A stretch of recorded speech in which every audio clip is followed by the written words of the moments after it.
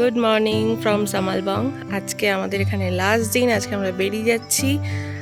এখন বাজে সকাল ওই 7:30টার মতো, একদম ক্লিয়ার ওয়েদার, আর গরমও ভালোই লাগছে, মানে রোদ্দুরে দাঁড়ালেই গরম। আর এখানে যে মিষ্টিও রেডি হয়ে গেছে, ভেতরে সব লাগেজও রেডি। এবার আমরা বেরোবো আস্তে আস্তে, ব্রেকফাস্ট করব, তারপরে বেরোবো। আজকে আমাদের গন্তব্য হচ্ছে পাদামচেন।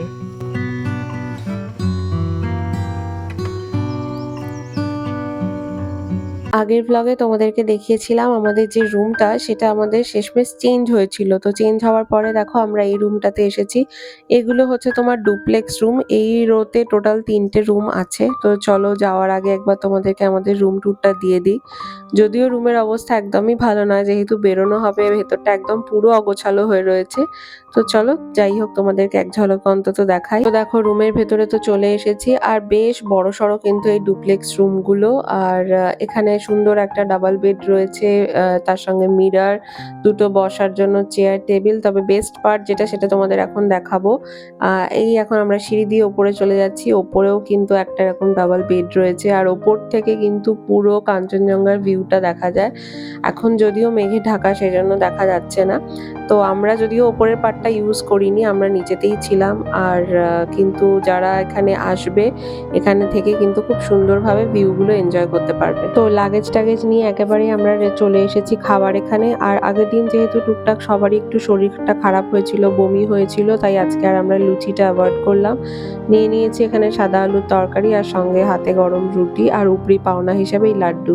ঘড়িতে বাজছে এখন ওই 9:30 মতো। আমরা ফাইনালি বেরোচ্ছি, আর আজকে আমাদের গন্তব্য হচ্ছে পাদামচেন।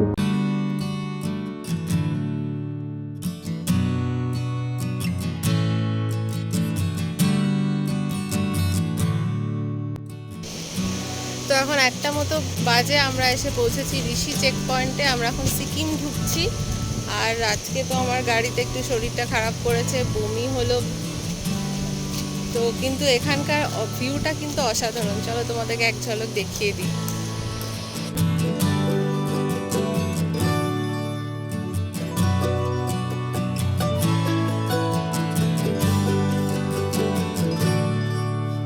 তো এই ব্রিজের ওই পারটাই হচ্ছে তোমার ওয়েস্ট বেঙ্গল, আর এই পারটা আমরা সিকিম ঢুকে গেছি।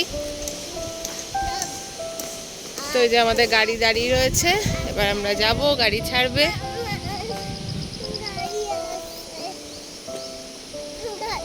তোমরা যারা ইস্ট সিকিম ঘুরতে আসবে, তাদের জন্য বলে রাখি, এখানে শপিং এর একমাত্র জায়গা হচ্ছে এই রোংলি মার্কেট, যেটা পাদামচেন যাওয়ার পথেই আমাদের পড়েছিল।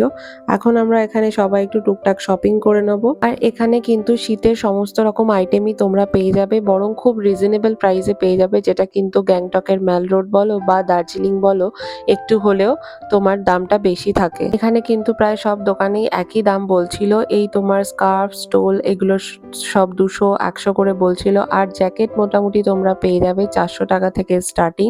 তবে কোয়ালিটি ওয়াইজ দাম কিন্তু ভ্যারি করতে পারে। পাদামচেন জুলুক যাওয়ার আগে তোমাকে এখান থেকে কিন্তু পারমিটও করিয়ে নিতে হবে। আর তোমার যাবতীয় যা জরুরি জিনিসপত্র রয়েছে, সেগুলো কিন্তু লাস্ট তোমরা এখানেই পেয়ে যাবে, কারণ এর আগে তোমরা আর কোথাও মার্কেট পাবে না। আমার অনেক দিনের ইচ্ছা ছিল যেরকম ট্রান্সপারেন্ট একটা ছাতা নেওয়ার, কি 250 টাকা করে দাম বলছিল, কিন্তু ওখানে গিয়ে দেখলাম ভীষণই পাতলা। মানে এই ছাতাগুলো আমি এখানে একেবারেই ইউজ করতে পারবো না বলে আর নিইনি। আমরা এখন চলে এসেছি কিউখোলা ফলসের সামনে। ওই যে পেছনে দিকে ফলসটা দেখা যাচ্ছে।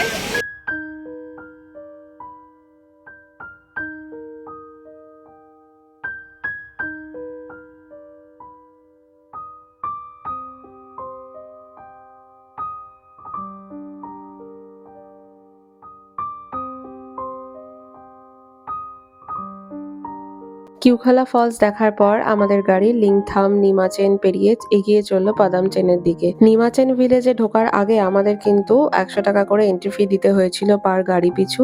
আর এখানে তোমাদেরকে আরো এক জায়গায় দাঁড় করাবে, সেখানে তোমাদের পোর্টেবল অক্সিজেন সিলিন্ডার যারা ক্যারি করবে, সেগুলো কিভাবে ইউজ করতে হবে সেগুলো নিয়ে একটা ডেমনস্ট্রেশন চলে।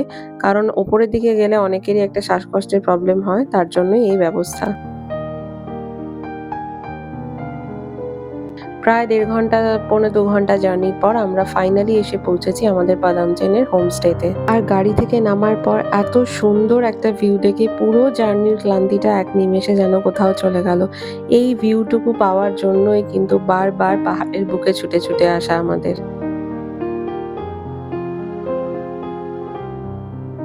বাদামজানে পৌঁছতে আমাদের অলমোস্ট 4টে বেজে গেছিল, তাই তাড়াতাড়ি চলে এসেছি রুমে। এখন ফ্রেশ হয়ে যাব, আগে লাঞ্চ করতে। ভীষণ খিদে পেয়ে গেছে। আর এই হচ্ছে বাদামজানে আমাদের রুম।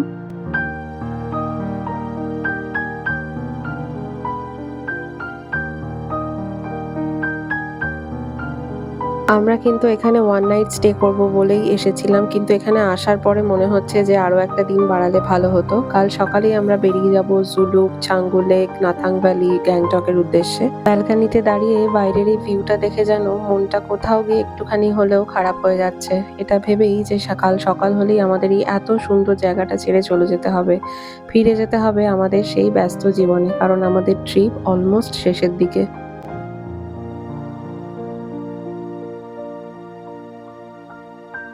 তো ফ্রেশ হয়ে নিয়ে একদম ডিরেক্ট চলে এসেছি আমরা লাঞ্চের এখানে। আর এটা হচ্ছে আমাদের হোমস্টের কিচেন এরিয়া। আর এখানকার বসার টেবিলগুলো কিন্তু আমার ভীষণ ইউনিক লেগেছে, খুব সুন্দর সাজানো গোছানো। আর এখান থেকে বাইরের ভিউটাও খুব ভালো দেখা যাচ্ছিল। আগে মিষ্টিকে একটু খাইয়ে নেবো, কারণ ওর ভীষণ খিদে পেয়ে গেছে, টুকটাক বাইরে রাস্তায় যা একটু খেয়েছে। আর এই যে আমাদের লাঞ্চ দিয়ে দিয়েছে। আর আজকে লাঞ্চে আছে ভাত, ডাল, একটা মিক্স ভেজ, তার সঙ্গে ডিম কারি আর পাঁপড় ভাজা। খাবারের টেস্টও খুব ভালো ছিল। আর খিদের মুখে যে কোনো খাবারই যেন অমৃত। খাওয়া দাওয়া শেষ করে আমরা বাইরের এই লনটা একটু হাঁটছিলাম। আর এখান থেকে বাইরের ভিউটা চারপাশের এত সুন্দর লাগছিল যে কি বলবো তোমাদেরকে। আর এখানে এসে ফাইনালি আমরা একটু ঠান্ডার আমেজটা পেয়েছি। তখন ওখানে টেম্পারেচার মোটামুটি ছিল 12-14 ডিগ্রি মতো। আর এত বড় খোলা জায়গা পেয়ে বাচ্চাগুলো তো কিছুতেই ঘরে যাবে না। অনেক বুঝিয়ে সুঝিয়ে তাদেরকে ঘরেই নিয়ে যাওয়া হলো, যে একটু রেস্ট নিয়ে তারা আবার পরে বেরোতে পারবে এই শর্তে। সন্ধে হতেই এদিকে কিন্তু বৃষ্টিও নেমেছে বাইরে। আর আমাদের হাতে চলে এসছে গরমা গরম চা আর পকোড়া। আজকে এইগুলো খেয়ে এই ব্লগটা এখানে শেষ করছি, কারণ কালকে অনেক সকালে বেরোতে হবে। তো চলো টাটা, দেখা হচ্ছে নেক্সট ব্লগে।